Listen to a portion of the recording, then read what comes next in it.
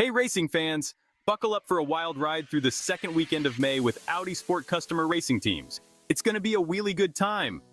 First up, in the Fanatec GT World Challenge Asia powered by AWS, our teams in Thailand put on a show. They were faster than a cat on a hot tin roof.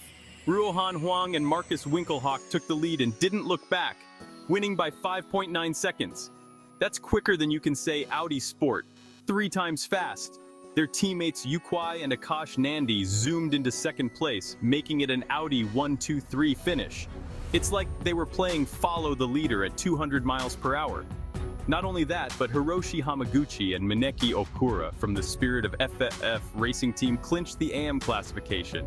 Talk about teamwork. They must have a secret handshake or something. Meanwhile, in the International GT Open, Easterland Racing's Christopher Haas and Simon Riker dominated the Hockenheim track, winning by a whopping 15.9 seconds. They were so fast they probably lapped themselves.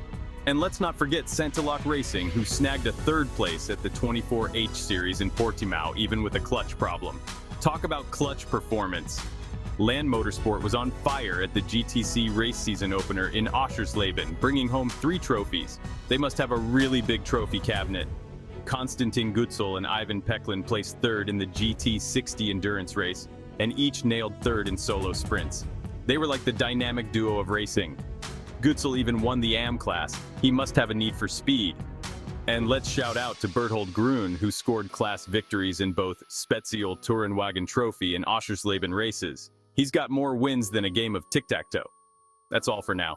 Keep your engines revving and stay tuned for more Audi Sport action. Remember, life's too short to drive boring cars.